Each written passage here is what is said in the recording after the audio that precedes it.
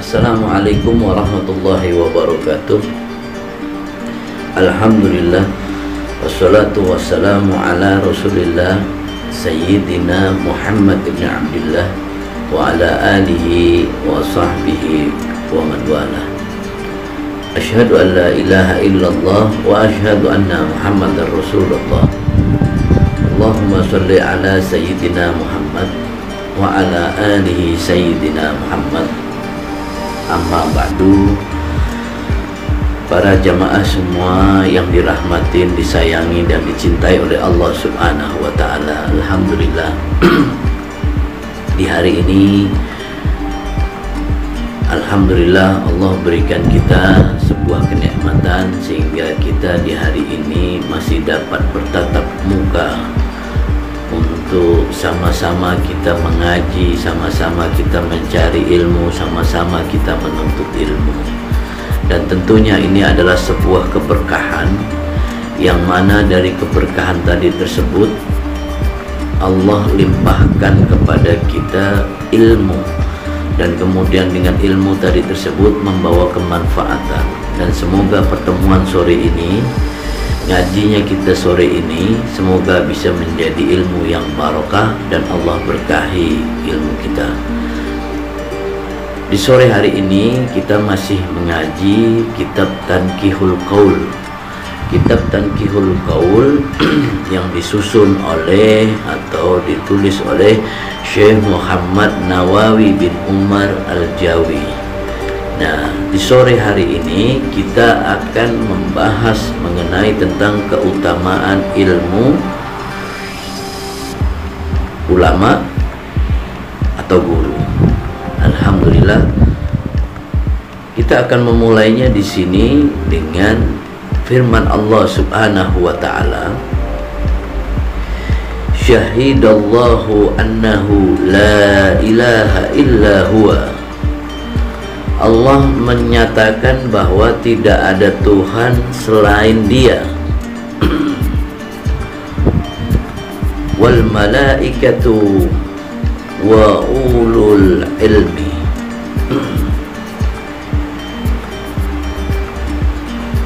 Para malaikat dan orang-orang yang berilmu. Tadi tersebut yang menyatakannya ini, yaitu di sini diulang kembali, saya ulang kembali.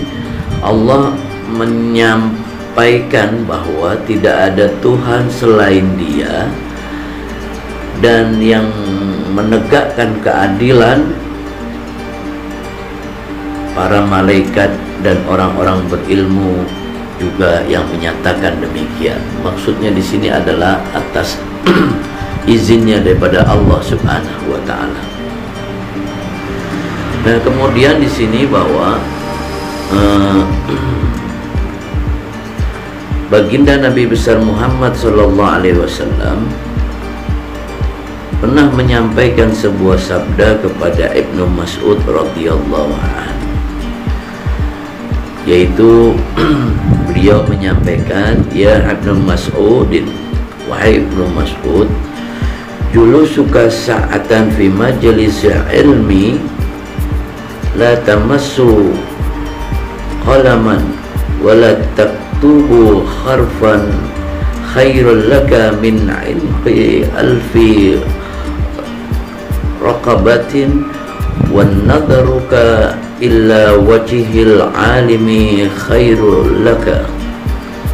Wahai Ibnu Mas'ud, dudukmu sesaat di majelis ilmu tanpa menyentuh pena maupun menulis huruf itu lebih baik bagimu daripada memerdekakan 1000 orang. 1000 orang, ya, memerdekakan 1000 orang. Di sini disampaikan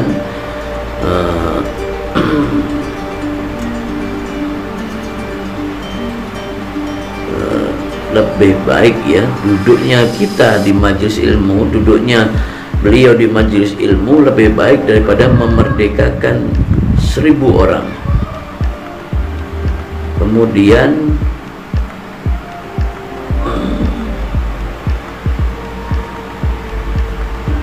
wa nadruka illa wajhil alimi,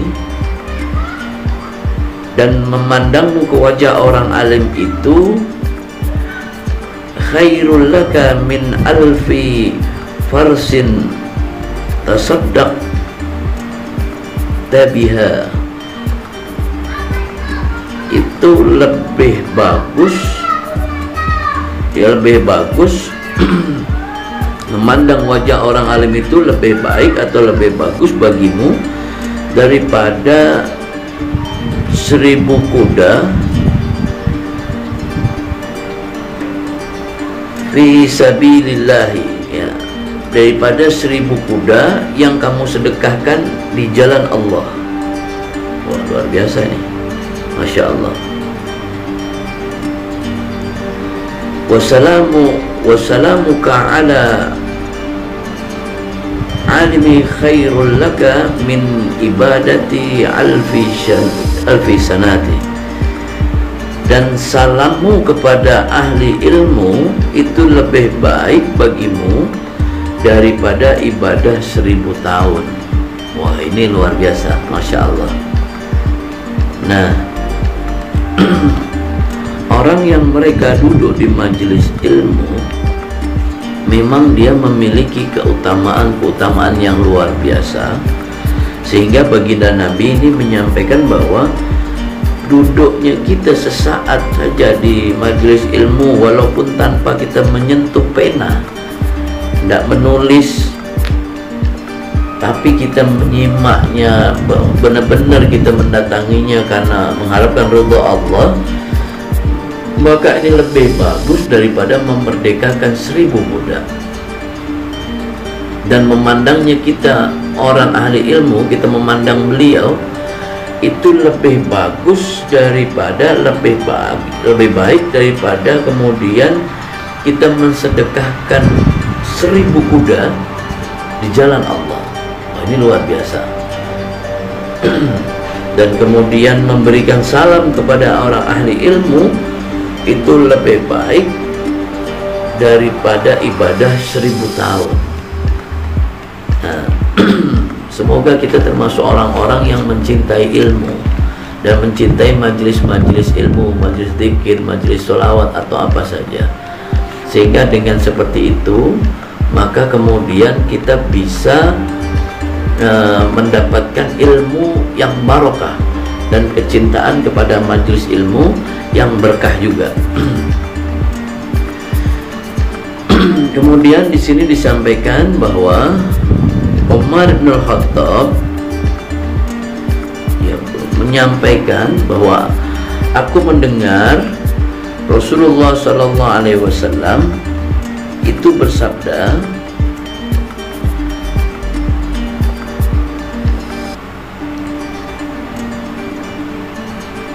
siapa mereka yang berjalan ke majelis orang alim, kana lahu bikulli khutwatin, ya, maka bagi dia mi'atun hasanat, maka bagi dia mendapatkan 100 kebaikan sebagai gantinya setiap langkahnya. Jadi orang yang berjalan ke majelisnya orang alim, maka dia mendapatkan 100 kebaikan setiap langkahnya. Setiap langkahnya dia dapat kebajikan. Kemudian jika dia duduk, fa'idha ajallasa indahu, ketika dia duduk di dekatnya, maksudnya dekat orang alim tadi tersebut, wastama'a, kemudian mendengarkan apa yang diucapkannya, kana lahu bikulli kalimatin hasanat, maka lebih bagus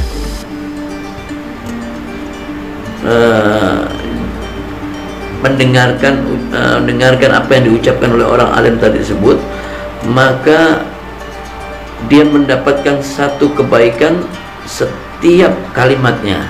Nah, dia mendapatkan satu kebaikan setiap kalimatnya. Nah, saya ulang di sini, siapa mereka berjalan ke majelisnya orang alim, maka bagi dia 100 kebajikan sebagai gantinya setiap langkah. Jadi setiap langkahnya kita dapat 100 kebaikan. Jika dia duduk di dekatnya orang alim tersebut dan mendengarkan apa yang diucapkan, maka dia mendapatkan satu kebaikan sebagai ganti setiap kalimat.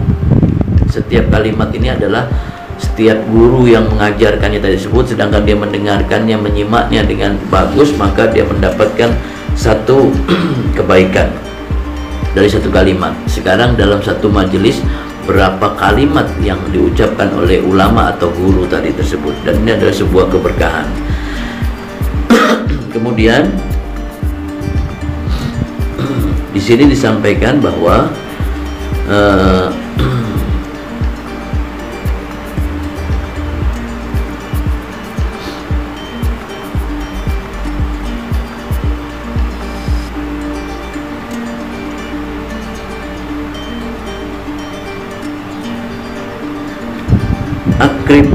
akrimul ulama fa innahum indallahi kurama'u mukarramun. Memuliakan ulama, muliakanlah ulama, karena sesungguhnya mereka di sisi Allah itu mulia dan dimuliakan. Maka kita diminta untuk memuliakan para ulama, para guru-guru, karena di hadapan Allah beliau-beliau itu adalah mulia dan dimuliakan. Nah, hormatilah para ulama-ulama tadi tersebut, dan kemudian berusaha untuk mengamalkan ilmu yang diberikan oleh mereka tadi tersebut.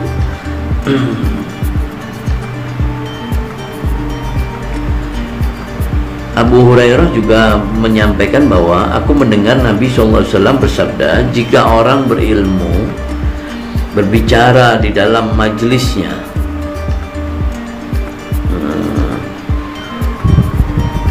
dengan ilmu dan tidak memasukkannya sesuatu yang tidak bermanfaat atau tidak memasukkan sesuatu yang tidak ada gunanya, maka Allah Subhanahu wa ta'ala setiap kalimat yang keluar dari mulutnya akan diciptakan malaikat, yang mana malaikat itu akan memberikan ampunan kepada Allah untuk dia dan untuk pendengarnya, untuk guru dan untuk santrinya tadi tersebut.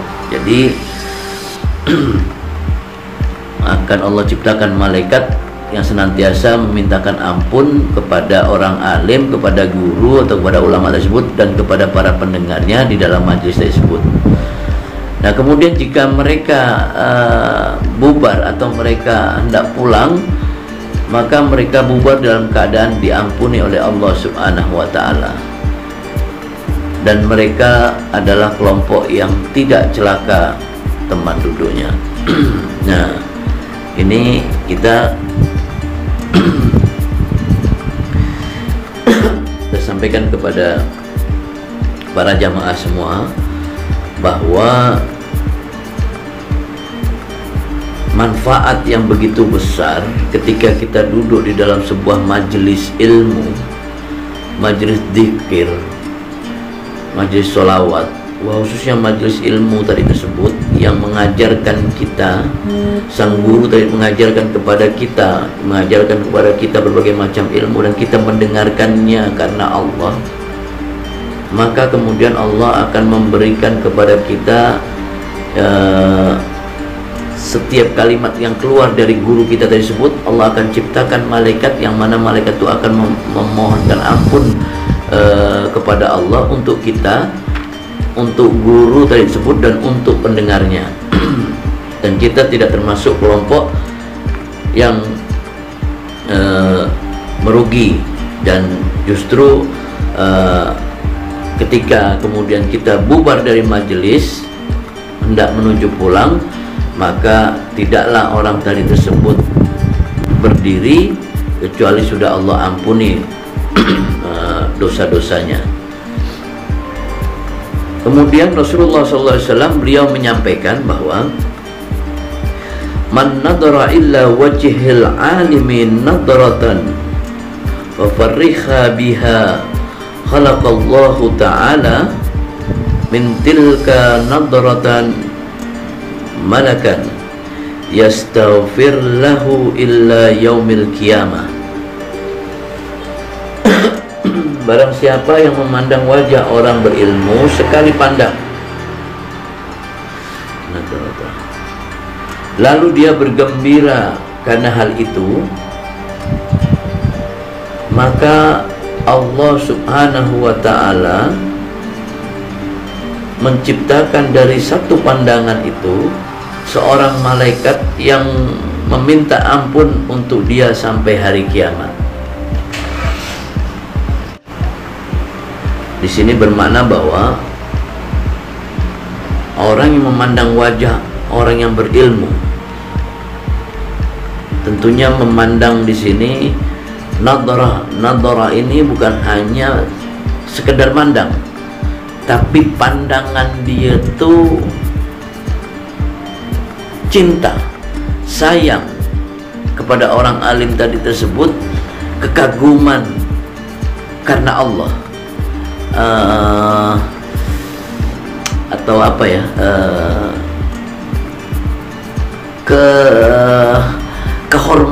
hormatnya dia ingin memuliakan orang alim tadi tersebut karena Allah, nadrah tadi tersebut. Maka dari pandangan tadi tersebut, pandangan dia kepada orang alim, maka Allah akan memberikan dalam pandangan tersebut, Allah ciptakan malaikat yang mana malaikat itu tersebut akan memohonkan ampun kepada kita dari setiap kali kita memandang wajah orang alim. Itu luar biasa, Masya Allah. Kemudian Imam Ali bin Abi Thalib karramallahu wajhah, beliau menyampaikan bahwa melihat wajah orang berilmu itu ibadah. Cahaya dalam melihat dan cahaya dalam hati. Jika orang berilmu duduk untuk menyampaikan ilmu, maka bagi dia gedung sebagai ganti setiap masalah. Orang yang mengamalkan masalah, orang yang mengamalkan masalah itu juga termasuk orang yang mendapatkannya. Orang yang mengamalkan apa yang diamalkan oleh guru tadi tersebut, mendengarkannya, maka dia juga termasuk mendapatkan ganjaran tadi tersebut. Ini disampaikan oleh Imam Ali bin Abi Thalib radhiyallahu anhu. Nah, siapa mereka yang memuliakan orang yang berilmu? Man akrama aliman faqad akramani. Siapa mereka memuliakan orang yang berilmu, maka dia sungguh memuliakan aku, kata baginda Nabi. Wa man akramani faqad akramallah. Maka siapa memuliakan aku, maka dia sungguh memuliakan Allah Subhanahu wa ta'ala. Wa man akramallahu fa ma'wahul jannah. Siapa yang memuliakan Allah, maka tempat kembali dia adalah surga.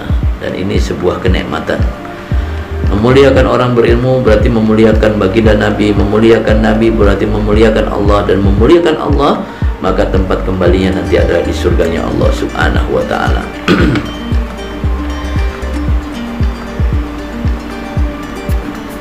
Dan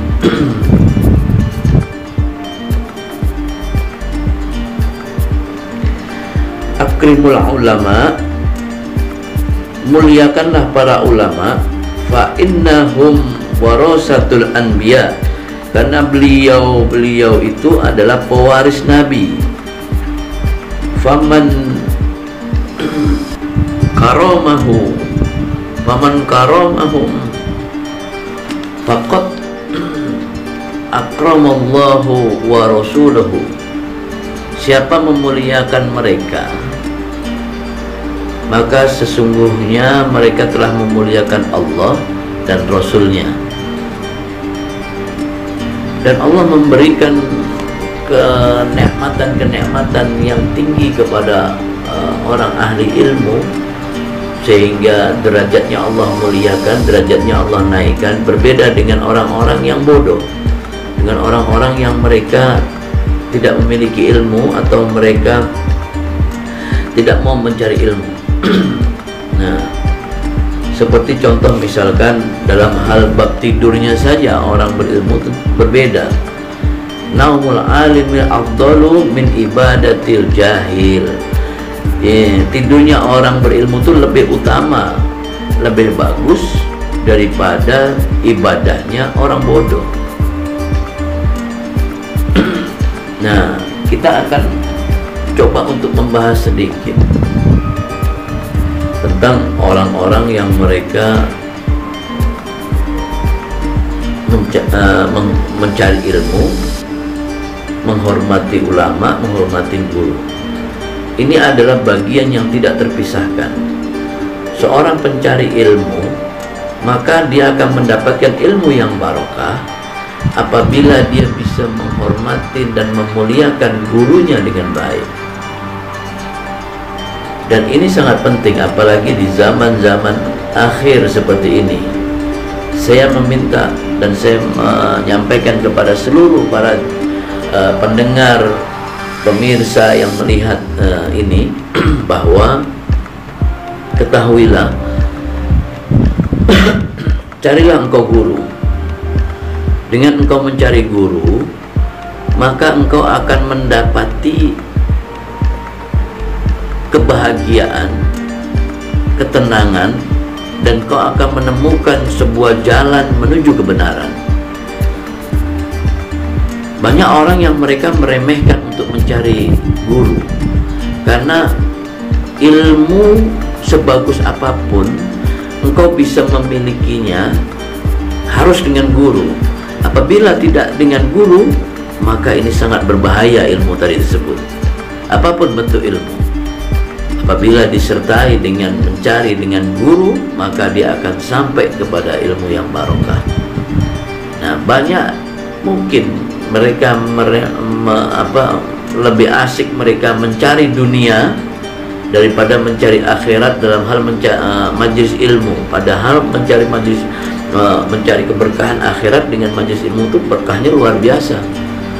Ayo mulai dari sekarang kita biasakan diri kita untuk bisa mempunyai guru. Wah, khususnya seperti guru yang benar-benar ngajarkan kita tentang jalan menuju Allah Subhanahu wa ta'ala. Nah, guru yang benar-benar bisa senantiasa memberikan kita petunjuk ke jalan Allah dan mendekatkan diri kita kepada Allah Subhanahu wa ta'ala. Karena sekali lagi saya sampaikan bahwa seseorang yang mereka tidak memiliki guru, maka sebenarnya gurunya adalah setan. Itu yang disampaikan oleh Sultan Aulia Syekh Abdul Qadir Al-Jilani radhiyallahu anhu. Maka carilah guru. Dengan guru kau bisa memahami ilmu. Ada orang yang mereka mengatakan cukup dengan Al-Quran dan hadis saja. Al-Quran dan hadis kau bisa memahaminya apabila kau punya guru. Bagaimana kau bisa memahami Al-Quran dan hadis sedangkan kau tidak memiliki guru? Kau tidak akan sampai kepada pengetahuan mengenai Al-Quran, pengetahuan mengenai hadis apabila tidak dengan guru. Maka berguru itu sangat penting. Jangan remehkan dengan ilmu yang didapat dengan berguru. Walaupun mungkin ilmumu tidak seberapa, tapi kau dapat dengan sanad berguru yang bagus, wah insya Allah itu jauh lebih berkah daripada orang yang mereka mendapatkan ilmu tapi tidak dengan guru. Mereka mungkin dengan tulisan atau apa saja, buku-buku atau apa saja, buku tidak bisa menjadikan kita sebagai guru kita. Tapi guru yang paling baik adalah ketika kau bertatap muka dengannya, maka itu adalah guru yang terbaik. Kau bisa melihat, kau bisa mendengar, maka berkahnya ada di situ. Dan kita bisa mendapatkan banyak ilmu di situ. Sehingga Quran bisa dipelajari dengan guru, hadis bisa dipelajari dengan guru. Kau tidak akan mampu untuk mengatakan bahwa kau akan belajar langsung kepada Al-Quran dan hadis sedangkan kau tidak punya guru.